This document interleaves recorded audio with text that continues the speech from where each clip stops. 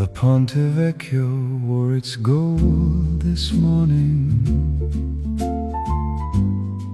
with roses trailing from the jeweler's doors. The goldsmiths hadn't opened up their shutters, but spring had claimed the bridge before their stores. A swallow dipped below the ancient arches and came back up again without a care. And all of Florence was so full of something that even the old bridge forgot to wear. You stop beside the railing, looking down, where the Arno carried everything away. A red rose petal landed on your sleeve and stayed there like it meant to make it stay. The river far below was dark and golden, with bridges going back through centuries of light. And I stood close enough to want to say that this was worth every morning of my life. Roses on the Ponte Vecchio, red and gold, the most beautiful story April ever told. I never knew that old could feel so warm until the roses found the bridge and changed its form. You touched the rose upon your sleeve and smiled, and all the golden shutters held their breath, and even the Arno far below carried your reflection past the rest. A couple crossed the bridge from end to end, with hands that knew each other very well. A child was pressing nose against the glass of jewels with a story none would tell. I watched you watch the Duomo on the hill, its dome catching every bit of spring, and all the roses on the Ponte Vecchio were leaning toward you like they knew the same thing. If love had a place to show itself most clearly, it would choose this bridge above this ancient river, where the roses climb the walls of golden merchants, and April gives what only April can deliver. Roses on the Ponte Vecchio, red and gold, the most beautiful story April ever told. I never knew that old could feel so warm until the roses found the bridge changed its form. You touched the rose upon your sleeve and smiled, and all the golden shutters held their breath, and even the Arno far below carried your reflection past the rest. The roses climb the Ponte Vecchio still, and gold still falls on water as it will.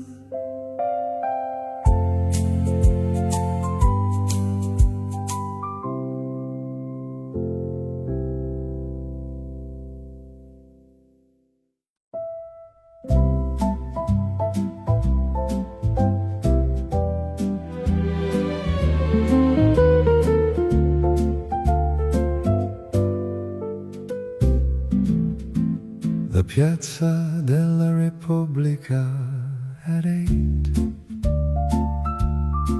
was full of chairs being set in careful rows. The great arch stood above its mourning pigeons in the way that only certainty bestows. The carousel beside the cafe awning was sleeping in its colors quietly, and all the April air above the piazza was thick with something sweeter than a day. We found the table nearest to the arch, where everything could pass before our eyes. You wrapped your hands around the Italian cup and said that mornings here were paradise. A flower cellar crossed with rows of bundles and stopped to offer us a crimson stem. You took it with the grace of someone who had always known that small things were the hymn. Morning coffee at the Piazza della Repubblica, warm and wide, where the great arch keeps its century of pride. I never thought a square could hold this much, until the morning came and added your touch. You set the rose beside the espresso cup. The pigeons shuffled closer on the stone, and even the great arch above the crowd seemed glad that we had claimed this spot as home. The carousel began its slow rotation. At 9, when children started coming through, and all the piazza filled with spring and laughter, and everything that mornings let you do. I thought of all the mornings I had spent in other cities, other April light, and how they were all merely preparation for sitting here with you and getting it right. The Piazza della Repubblica holds its mornings in its archway and its carousel and stone. But this one April morning, full of roses, was the finest morning Florence had ever known. Morning coffee at the Piazza della Repubblica, warm and wide, where the great arch keeps its century of pride. I never thought a square could hold this much, until the morning came and added your touch. You set the rose beside the espresso cup, the pigeons shuffled closer on the stone, and even the great arch above the crown seemed glad that we had claimed this spot as home. The piazza holds its mornings without asking, and keeps the April roses for the lasting.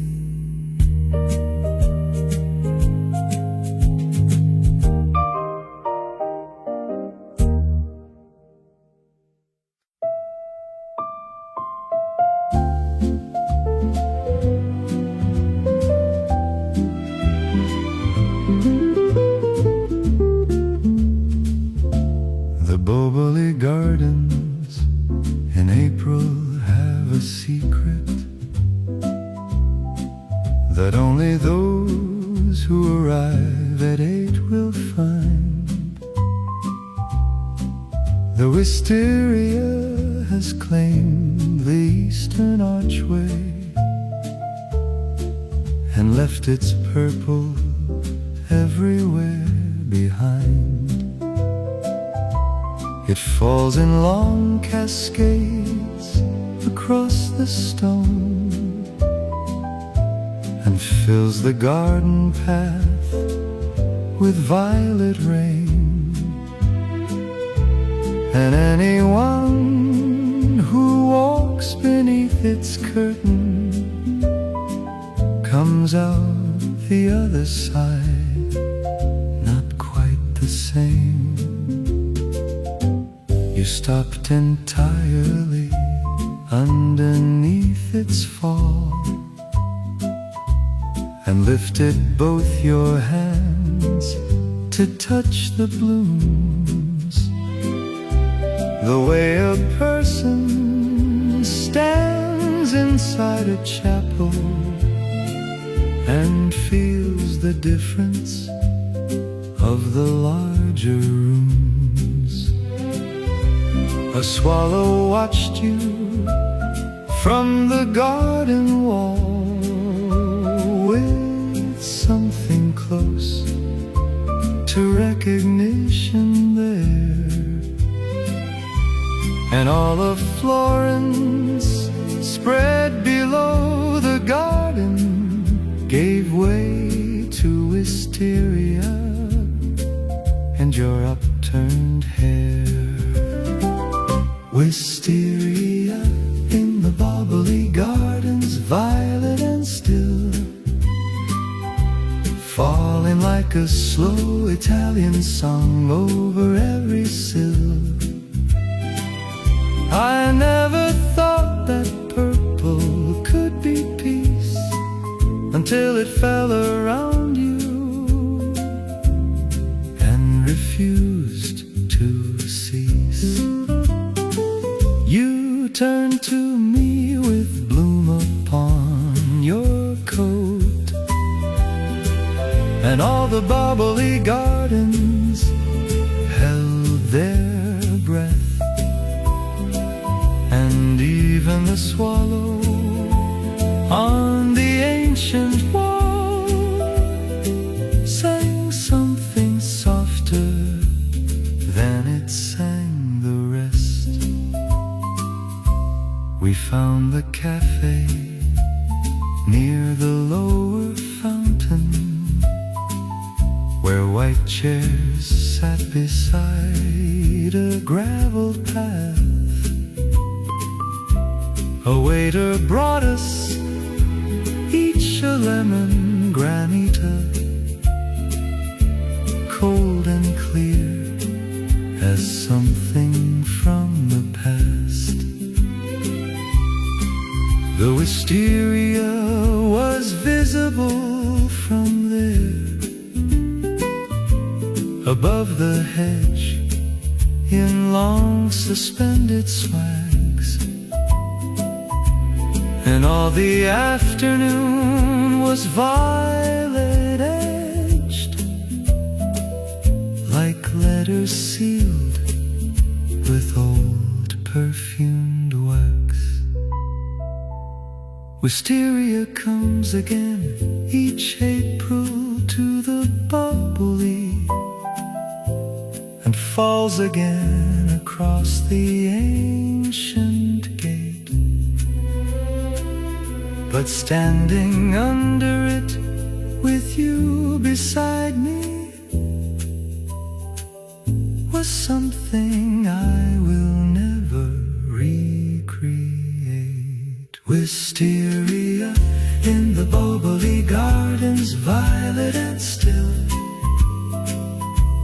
falling like a slow Italian song over every sill. I never thought that purple could be peace until it fell around you and refused to cease. You turned to me with bloom upon your coat, and all the Boboli Gardens held their breath, and even the swallow on the ancient wall sang something softer than it sang the rest. The Boboli Gardens falls each April without fail, and leaves its violet on the garden trail.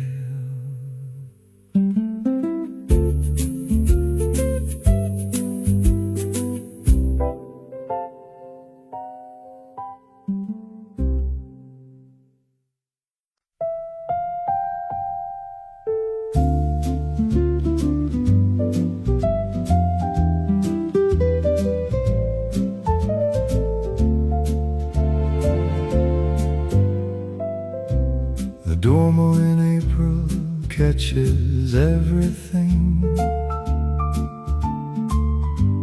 The morning light decides to give away. Its dome turns gold before the city wakes, and holds that gold through most of the day. The marble stripes of green and white and pink were made for spring, though no one planned it so. And all the pigeons on the cathedral steps were part of something older than they know. You stood before it with your head tilted back, the way you do for things too large to frame, as if your eyes were trying to contain the dome, the lantern, and the whole campaign. A young boy ran across the open square and scattered pigeons upward in a cloud. and you laughed at the sudden burst of wings, which was the finest sound among the crowd.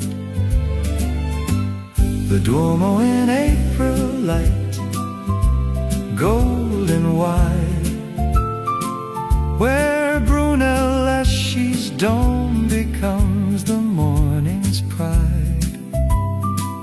I never thought that stone could feel like faith, until the April light revealed the dome's great grace. You finally lowered your eyes to find me there, and all the cathedral square went very still, and even the great dome above our heads seemed to breathe a little at your will.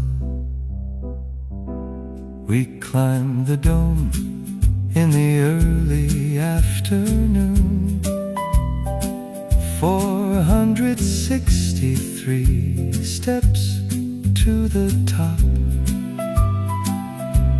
and all of Florence spread below us small, in terracotta, gold and without stop. You said that from up here the city looked like something someone loved before they slept,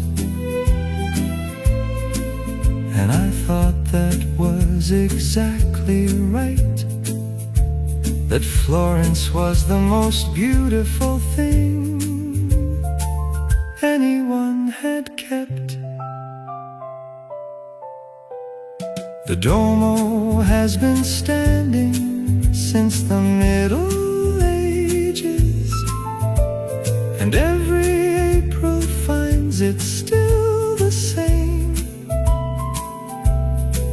But the April morning that we stood before it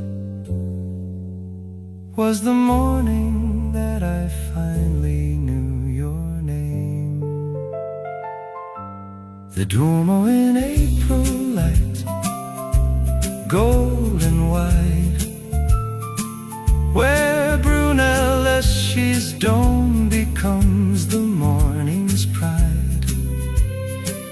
I never thought that stone could feel like faith, until the April light revealed the dome's great grace. You finally lowered your eyes to find me there, and all the cathedral square went very still, and even the great dome above our heads seemed to breathe a little at your will. The Duomo holds its gold in every April, and gives it back to those who find it vital.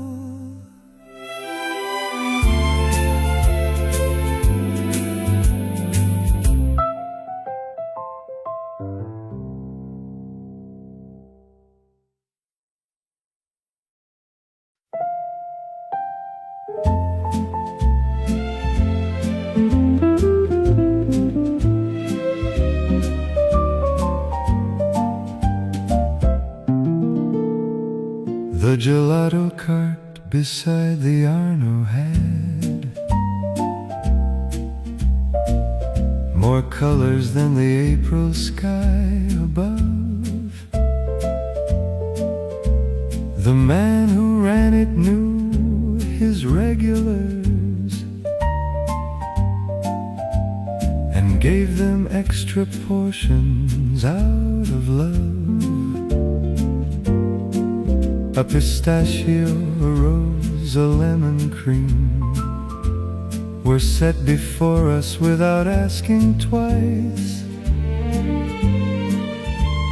and all the golden afternoon in Florence was suddenly as simple as that ice. You chose the rose flavor first and then changed to lemon, which was absolutely right. The Arno beside us caught the afternoon and turned it into something soft and bright. You held the cone with such complete attention that I forgot to taste my own for a while. And when you finally looked up and noticed, you gifted me the most Italian smile. Gelato by the Arno, sweet and cold, the finest afternoon that April ever told.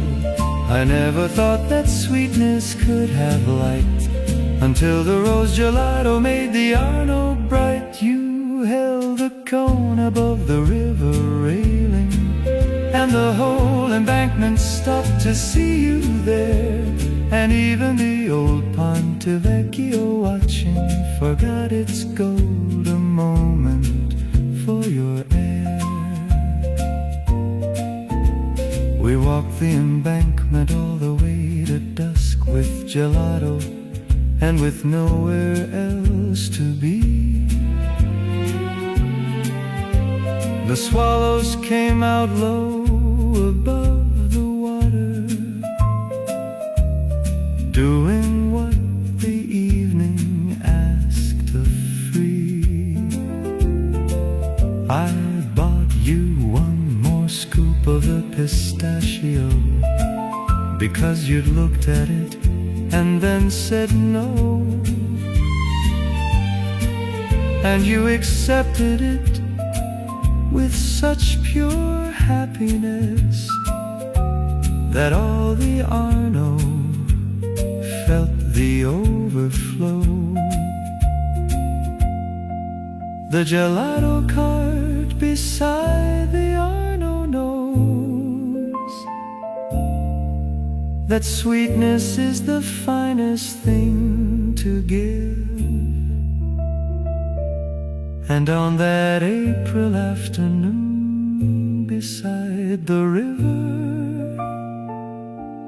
it gave us both a reason still to live.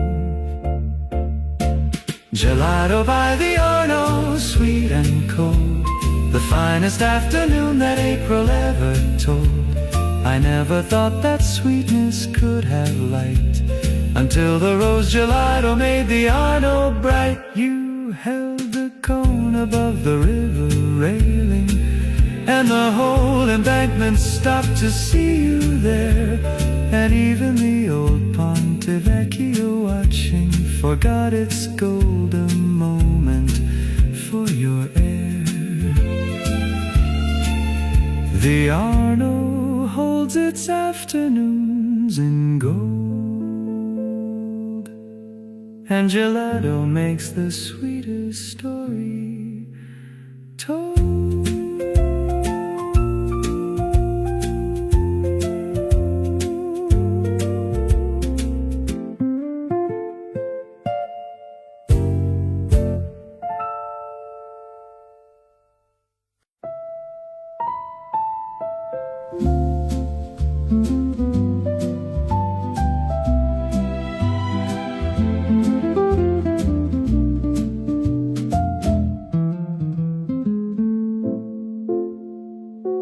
The old Toronto woke at 7 without fanfare, with cats on doorsteps and with birds in ears. The narrow streets were barely wide enough for two to walk without exchanging sleeves. Red roses fill the window boxes every level, from ground floor up to where the rooftops lean. And all the April old Toronto smelled of coffee and something baked and something finally clean. We found the little cafe on the corner where the owner knew us by our order now. She brought 2 cups without us having spoken, the way that only regulars allow. A tabby cat came in through the side entrance and settled on the chair between our own, as if he'd always known this was his table and we were simply guests he'd since outgrown. Old Toronto in the morning, warm and slow, where the roses climb the walls and the cobblestones glow. I never knew that old could feel so new until the old Toronto morning gave it all to you.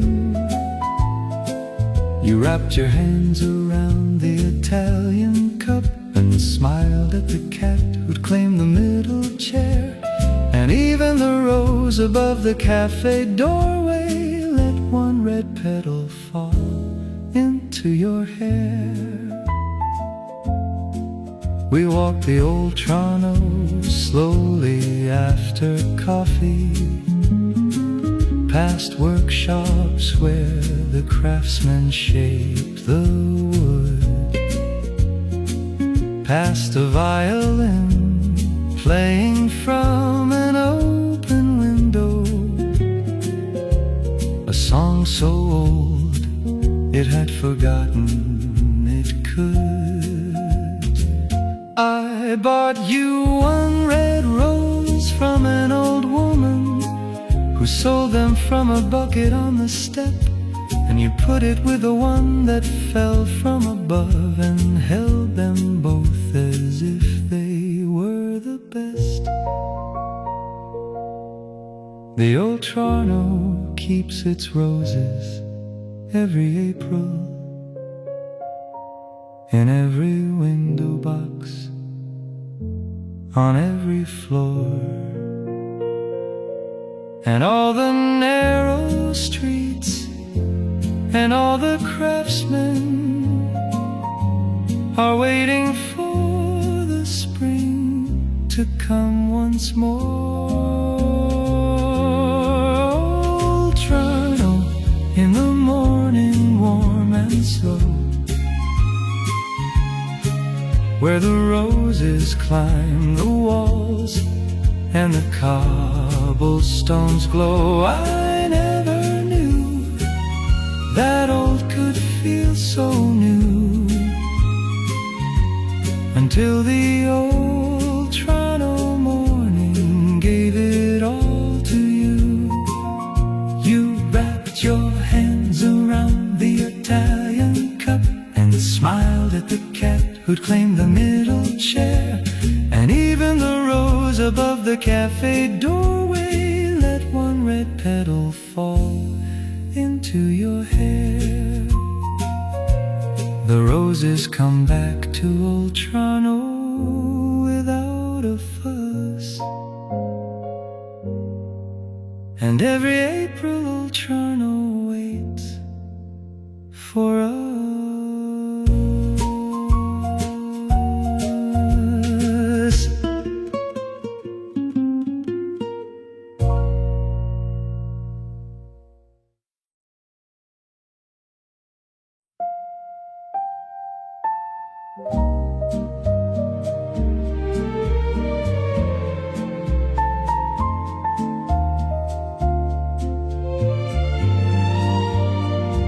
The Uffizi garden at noon has no hurry. Its statues stand in their appointed grace. The loggia casts its long and measured shadow across the courtyard's warm and golden face. The orange trees were heavy with their blossoms and filled the courtyard with a hidden sweet. And all the April art above the doorways had never had a morning so complete. You stood before a statue with great patience, as if you meant to learn it by heart today. The stone figure held its ancient gesture of something in between the yes and stay.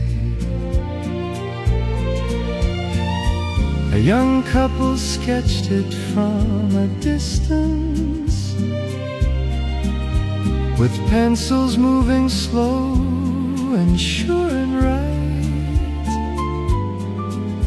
And you watched them with that particular look you keep for things done carefully and bright. The Uffizi garden at noon, warm and still, where Renaissance and spring combine their will. I never thought that stone could hold a feeling until I saw you stand beside it kneeling. You finally stepped back and took my arm, and all the courtyard garden breathed as one. And even the orange trees above our heads released their scent, as if to mark what's done. We sat upon the steps beside the loggia and shared a silence full of everything. The Arno was visible below the archway, and Florence was doing its finest spring. I bought us each a small art book inside, with paintings that we'd seen and some we'd missed. And you carried it all the way back to the hotel, as carefully as something to be kissed. The Uffizi garden has been standing here through every spring that Florence has been given. But the noon we sat upon its steps together was the noon by which all other noons are driven. The Uffizi garden at noon, warm and still, where Renaissance and spring combine their will. I never thought that stone could hold a feeling until I saw you stand beside it kneeling. You finally stepped back and took my arm, and all the courtyard garden breathed as one, and even the orange trees above our heads released their scent, as if to mark what's done. The Uffizi garden holds its noon in gold and keeps the spring inside its story told.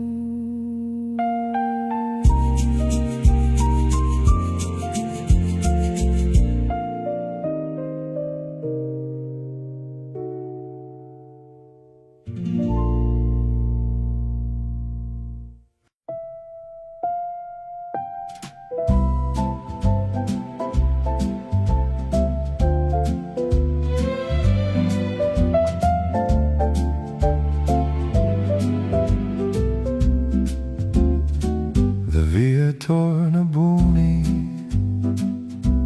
in April morning was the most elegant street I'd ever known, with chestnut trees and window displays gleaming, and all the Florentine spring fully shone. A Vespa passed us with a cheerful sound and left a trail of jasmine in the air, and all the ancient palaces on either side were wearing spring as if they'd always cared. Stopped beside a window full of silk and touched the glass above an ivory gown, as if you recognized in its fine weaving the kind of beauty worthy of the town. A woman in a Florentine blue suit came out and smiled and offered you a look, and you declined with such complete charm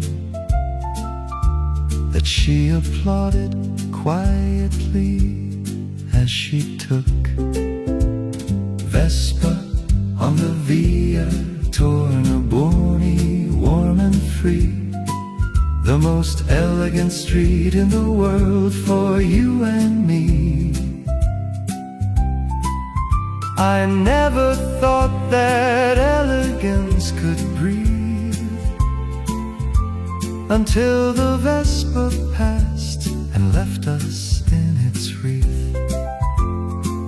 You turned from the window with a light behind you, and the whole Via Tornabuoni seemed to pause, and even the ancient Palazzo Strozzi looked up from its centuries, just because we walk the Via Tornabuoni end to end, past every window and its offered dream, past a cafe with its tables on the pavement, where the espresso came with lemon zest and cream. I bought you one silk scarf in the softest green, from a shop too fine for its own quiet sign,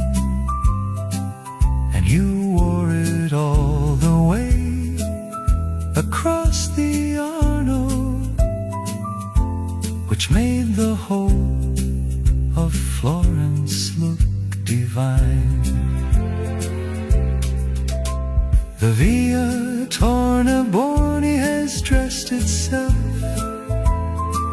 in silk and stone through every Florentine year. But the morning that we walked it arm in arm was the morning that made elegance sincere. Vespa on the Via Tornabuoni, warm and free, the most elegant street in the world for you and me. I never thought that elegance could breathe until the Vespa passed and left us in its wreath. You turned from the window with the light behind you, and the whole Via Tornabuoni seemed to pause, and even the ancient Palazzo Strozzi looked up from its centuries just because. The Via Tornabuoni still wears its spring, and elegance is always the finest thing.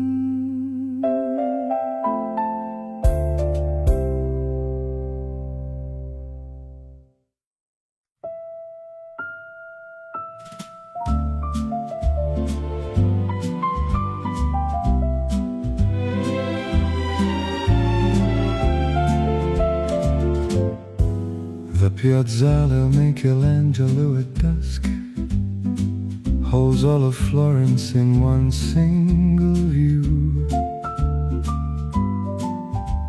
The Duomo and the Arno and the bridges, and every terracotta roof we knew.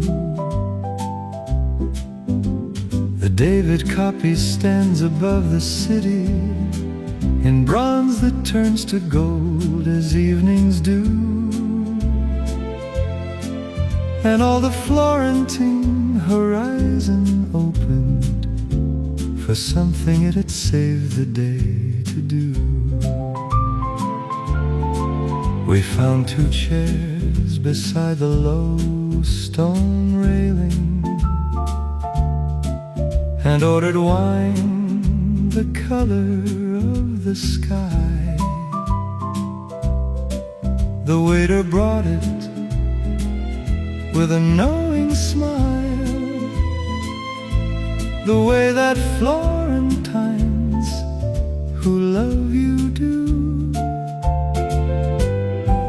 You held your glass above the city railing,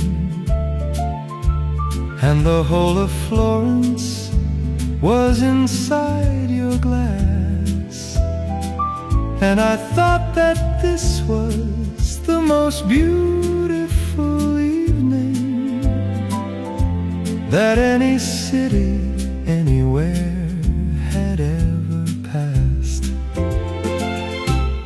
Evening wine at Piazzale Michelangelo, high and bright, where all of Florence glows below the fading light. I never knew that wine could taste of something until it held the sunset and the city in its running. You touched your glass to mine above the rooftops, and Florence lit its lanterns one by one, and even the great David in his bronze above seemed glad for what the evening had become. We stayed until the last of the light had gone, and Florence turned to gold and then to dark. The Arno disappeared into the evening and left its bridges glowing like a mark. You said that from up here the city looked like someone had embroidered it with light, and I thought that was the finest thing that anyone had ever said about the night. The Piazzale il Michelangelo has seen 1,000 evenings over Florence spread, but the evening that we drank our wine above it was the evening all the others wished instead. Evening wine at Piazzale Michelangelo, high and bright, where all of Florence glows below the fading light. I never knew that wine could taste of something until it held the sunset and the city in its running. You touched your glass to mine above the rooftops, and Florence lit its lanterns one by one, and even the great David in his bronze above seemed glad for what the evening had become. The Piazzale holds its evenings without asking, and keeps the Florence gold forever lasting.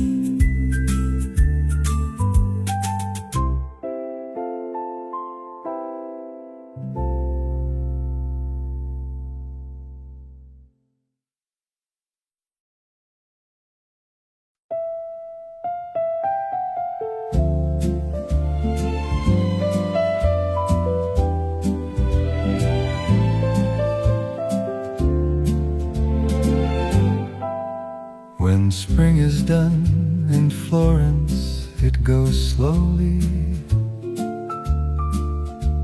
The roses close and wisteria withdraws. The bubbly goes green and the Arno darkens, and summer comes without too much applause. But something of the season never leaves.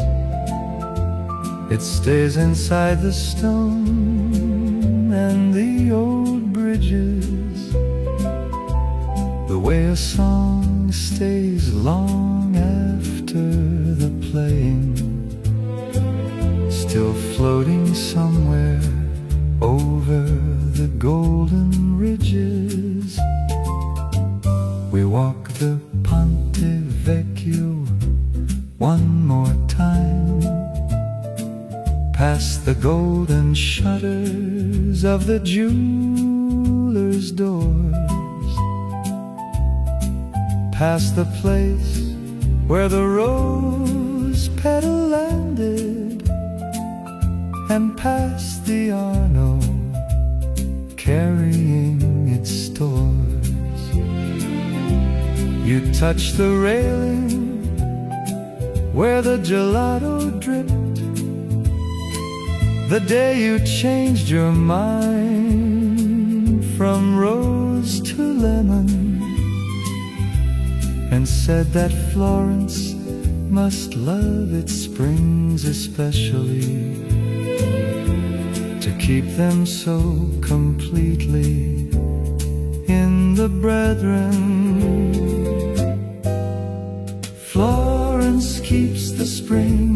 inside its ancient stone. In every rose reflection and in every dome alone.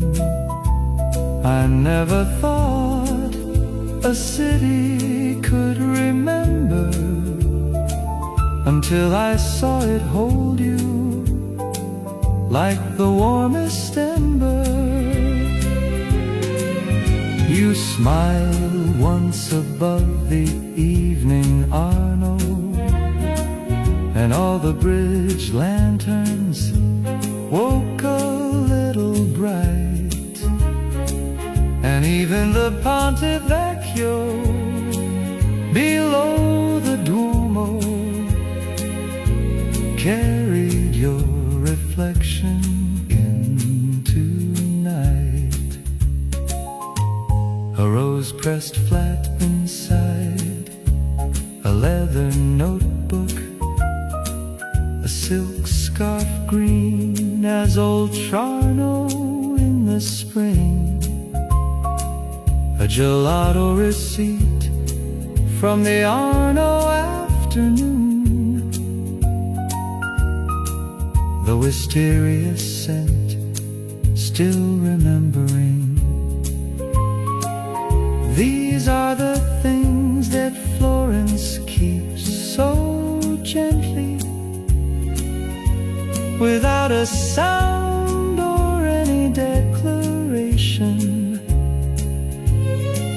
It keeps the spring inside its golden city and gives it back on the next April's occasion. So go and let the roses come along across whatever distance April crosses. Florence will keep the bridge and keep the river, and float a red rose petal across your losses. Florence keeps the spring inside its ancient stone, in every rose reflection and in every dome alone. I never thought a city could remember until I saw it hold you like the warmest ember. You smiled once above the evening Arno, and all the bridge lanterns woke a little bright, and even the Ponte Vecchio below the Duomo carried your reflection into night. The city hums an Arno song when none is near. Florence keeps the spring returning every year.